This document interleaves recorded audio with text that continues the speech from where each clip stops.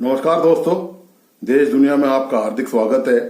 मैं हूं पत्रकार योगेंद्र योगी। दोस्तों, बांग्लादेश में हालत बहुत ज्यादा बिगड़ गई है और वहां पर आप जानते हैं कि सेना ने अब सत्ता संभाल ली है और शेख हसीना बांग्लादेश छोड़कर फिलहाल जो सूचना है वो भारत में है। लेकिन जो बांग्लादेश में जो दूसरा महत्वपूर्ण डेवलपमेंट हुआ है, जो भारत की दृष्टि से बहुत ही संवेदनशील और बहुत ही चिंताजनक है, वह यह है कि बांग्लादेश में हिंदुओं को निशाना बनाया जा रहा है, उनकी प्रॉपर्टियों को निशाना बनाया जा रहा है, हिंदुओं के मंदिरों को निशाना बनाया जा रहा है। ये जो सबसे महत्वपूर्ण डेवलपमेंट हुआ है इस पूरे घटनाक्रम में, जो पिछले 2 दिन से बांग्लादेश में चल रहा है। और दरअसल और अब तक जो प्रॉपर्टी का मामला है, बांग्लादेश में करीब 24 शहरों में हिंदुओं की प्रॉपर्टी को नुकसान पहुंचाया गया है। उनके जो बिजनेस हैं वहां पर, उनका जो व्यापार, जो उनका जो दुकान है या जो भी उनका उद्यम है, उनको भी नुकसान पहुंचाया गया है। मंदिरों को नुकसान पहुंचाया गया है। जबरदस्त वहां पर अराजकता का दौर व्याप्त है।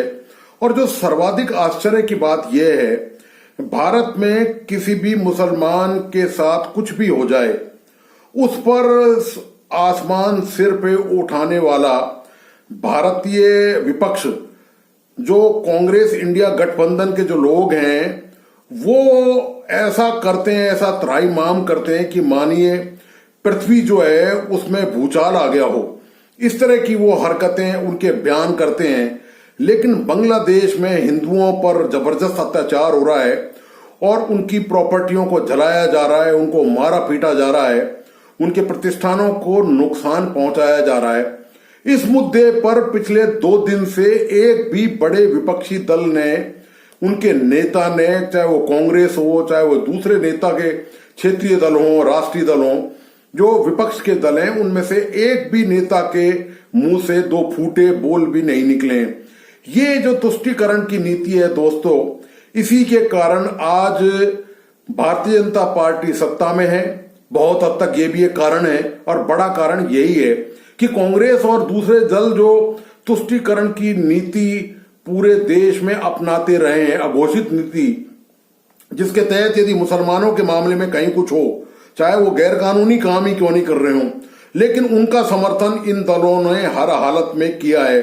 और ये पुराना रिकॉर्ड इस बात का गवाह है भारत की राजनीति में कि जब जब ऐसा कोई भी मामला आता है, विदेशों में आप देखिए, कनाडा में, अमेरिका में, इंग्लैंड में हिंदू मंदिरों पर हमले किए गए, हिंदुओं पर हमले किए गए। कनाडा में आप जानते हैं कि वहां पर आतंकवादी संगठन, जो पंजाब का जो आतंकवादी संगठन है, आतंकी जो संगठन है वहां पर, खालिस्तानी संगठन है, वो वहां पर सक्रिय है। कनाडा की सरकार ने उसको संरक्षण दे रखा है। ये सब वोटों की राजनीति के कारण हो रहा है। इस पर भी आप देखिए, विपक्ष ने कभी खुलकर कोई बयान नहीं दिया, कोई धरना प्रदर्शन इस मुद्दे को लेकर, कोई मांग नहीं की इस बात को लेकर, और ना ही कभी तीखी आलोचना की। लगे तो आपको बताता चलूं कि अयोध्या के मामले में, जहां पर समाजवादी पार्टी का एक वरिष्ठ नेता एक नाबालिग बालिका से सामूहिक बलात्कार के मामले में गिरफ्तार हुआ है, उस पर आप देखिए कि समाजवादी पार्टी कैसे कैसे स्टेटमेंट दे रही है। और बजाय इस बात को कि इसकी ईमानदारी से जांच हो, और ये पुलिस ने जो कार्रवाई की है वह बहुत सराहनीय है।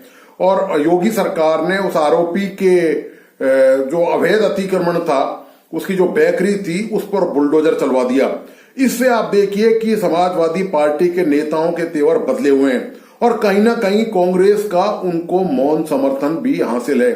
ये पूरे देश में ये कोई नया मामला नहीं है इस तरह का मामला। लेकिन जब कभी हिंदुओं के साथ कभी कुछ हो जाए, मैं कोई हिंदू और मुसलमानों की यहाँ पर वर्गीकरण नहीं कर रहा, ना पॉलिटिक्स कर रहा हूं, लेकिन जो सच्चाई है, जो फैक्ट है, वो आपके सामने है और उसी का विश्लेषण करने का प्रयास कर रहा हूं। आपको याद होगा कि जब अयोध्या मुद्दे पर सुप्रीम कोर्ट का जब फैसला आया, उसके बाद समूचे विपक्ष ने कितना त्राहिमाम किया।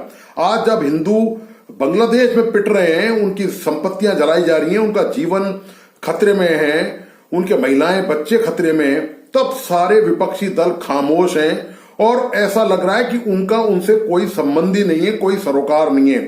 आपको यह भी बताता चलूं कि 5 अगस्त को वो बरसी, वो जयंती थी हमारी, जिसपे धारा 370 2019 में जम्मू कश्मीर से हटाई गई थी। तो वो 5 अगस्त को उस पर इन्होंने ऐसा विलाप किया, ऐसा रोना रोया विपक्षी दलों ने कि मानो पूरा देश, लोकतंत्र खतरे में पड़ गया हो। और उनके साथ आप जानते हैं कि 2019 के बाद अभी तक 2024 चल रहा है, करीब 5 साल पूरे हो गए हैं और वहां पर जबरदस्त डेवलपमेंट हो रहा है। वहां पर आपराधिक वारदात, जो आतंकी वारदातें हैं, उनमें भी कमी आई है।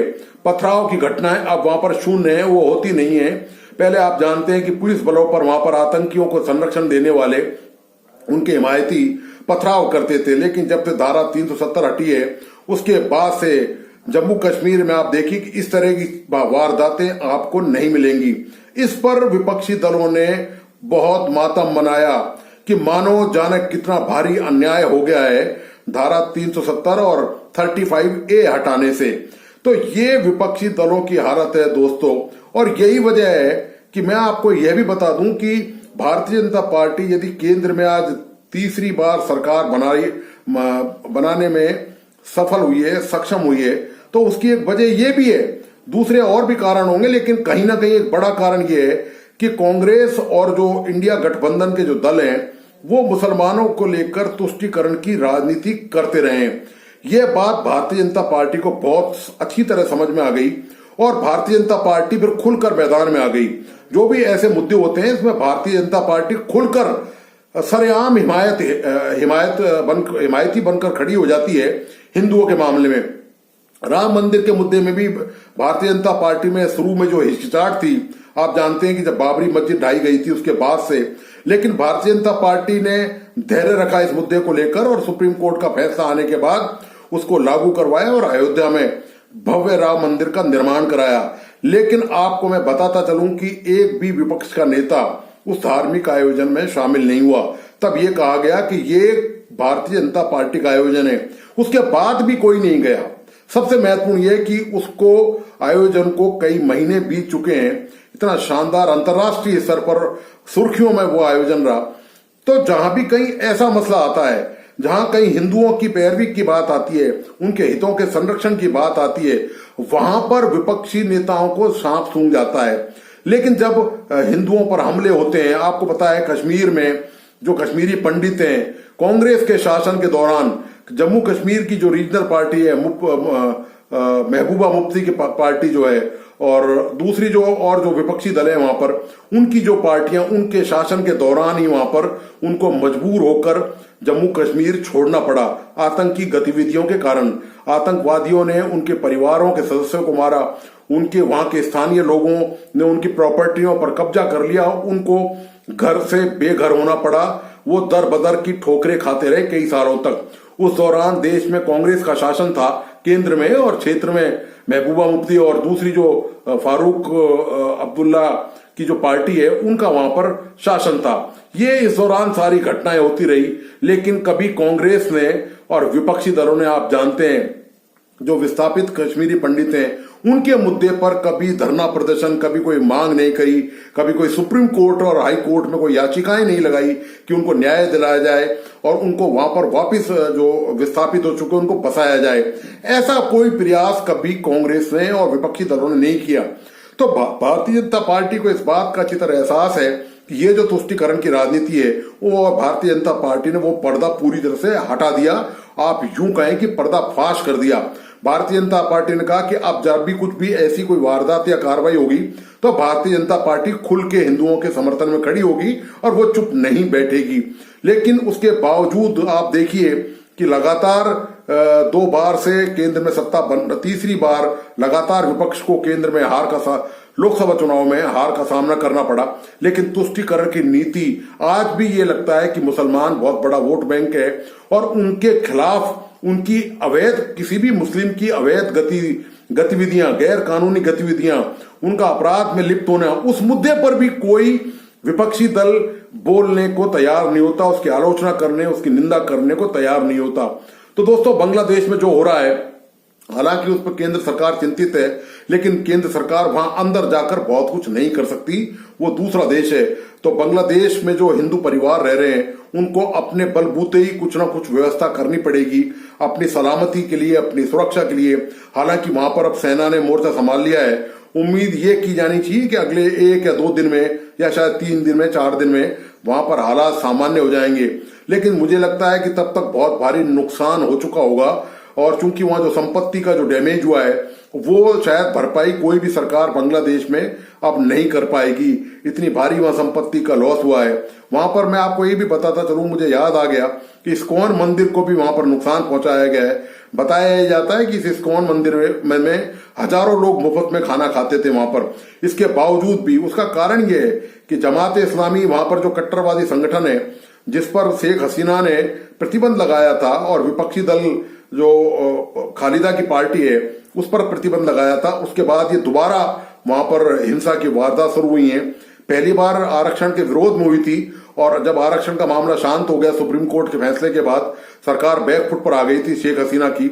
उसके बाद सरकार ने एक भारी गलती ये कर दी कि तत्काल ही जो है वहां पर उनकी स्टूडेंट विंग अपोजिशन पार्टी की, और ये जो मैंने आपको बताया कि जो आतंकी संगठन है तहरीके जो है ये इसका नाम है, और इस पर प्रतिबंध के बाद युवा वहां पर गुस्से में आ गए, आक्रोश में आ गए, और पूरे देश में धरना प्रदर्शन और हिंसा का वातावरण बन गया, जिसके कारण शेख हसीना को बांग्लादेश छोड़कर बाहर जाना पड़ा। अभी फिलहाल वो भारत में कहीं पर हैं, और उनका आगे का क्या प्लान है यह इसका खुलासा अभी तक नहीं हो पाया है। लेकिन सवाल दोस्तों इसी बात का है कि हमारी बाउंड्री मिलती है 4,500 किलोमीटर करीब बांग्लादेश से, तो हिंदुओं को आखिर ये सुरक्षा कब तक मिल पाएगी, कब तक उनके दिमाग और दिल में कोई खौफ नहीं होगा, कोई डर पैदा नहीं होगा। इस बात को लेकर बांग्लादेश की सरकार को आश्वस्त करना चाहिए, और बल्कि यूएनओ तक ये मामला जाना चाहिए, और यूएनओ की देखरेख में ऐसी कोई कार्रवाई होनी चाहिए कि वहां माइनॉरिटी हैं, अल्पसंख्यक के तौर पर रह रहे हैं हिंदू, वहां पर उनको कोई नुकसान नहीं पहुंचे। ये देखना बांग्लादेश की सरकार का और देश की सरकार का काम तो है, लेकिन सवाल बात ले दे के वही होता है कि विपक्षी नेताओं का क्या काम है।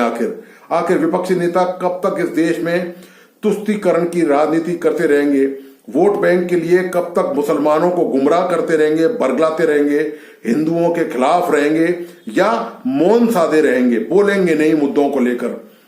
ये दोस्तों विपक्षी दलों का चरित्र है, ये उनकी हालत है। उनको हर हालत में अपना वोट चाहिए, उसकी चाहे कोई भी देश कीमत चुकाए, चाहे कोई वर्ग कीमत चुकाए, चाहे समाज उसकी कीमत चुकाए। तो दोस्तों आपको आज का विश्लेषण कैसा लगा, प्लीज अपने लाइक्स और कमेंट के साथ मुझे जरूर बताइए, और इस वीडियो को अपने दोस्तों और परिजनों को शेयर करें। साथ ही जिन मित्रों ने इस YouTube चैनल को सब्सक्राइब नहीं किया है, मेरी रिक्वेस्ट है कि उनसे वो सब्सक्राइब करें और बेल आइकॉन का बटन जरूर दबाएं। धन्यवाद, नमस्कार।